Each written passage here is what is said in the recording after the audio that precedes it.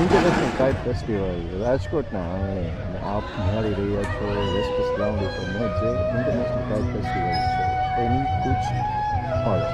તમે અહીંયા જોઈ શકો છો કે ખૂબ જ સરસ રંગબેરંગી કલરોથી પતંગોથી ભરાઈ ગયું છે અને ખૂબ જ સરસ નજારો જોઈ શકાય છે. પતંગો પણ ઘણી બધી પ્રકારની વિવિધતાવાળી જોવા મળી રહી છે. આ કલરનું આકાશ બાળકોને ખાસ કરીને ખૂબ જ પસંદ હોય છે અને બાળકો માટે એક નવી ઉમ્મીદ લઈ આવે છે.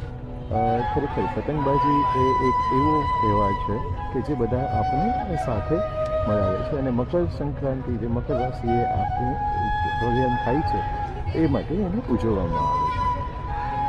અહીંયા ઘણા બધાને એમ લાગતું હશે કે ઇન્ટરનેશનલ કાઇટ ફેસ્ટિવલમાં આવડી મોટી પતંગો જે હોય છે તે ચગાવવી ખૂબ જ સહેલી હોય છે, તો એવું નથી. એના માટે ઘણા બધા કરતબની રિક્વાયરમેન્ટ હોય છે, તાલીમની રિક્વાયરમેન્ટ હોય છે.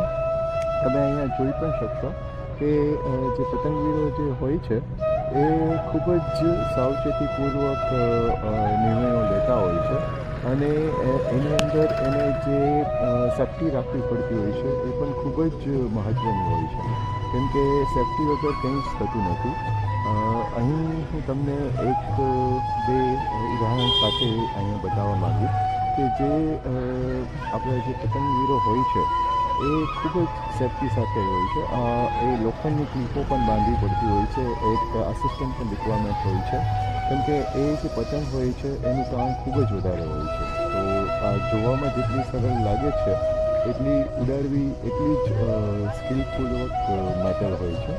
તો ક્યારેક પણ આવો પતંગ ઉત્સવ તમારા શહેરમાં હોય કે બાદન સમિટ હોય તો ચોક્કસ એ તમે માણજો.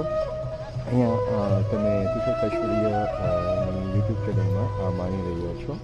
Thank you. Your time, your faithfully, your heartily. Tushar Kachhadiya. જય હિન્દ, વંદે ભારત, ઓમ નમઃ શિવાય.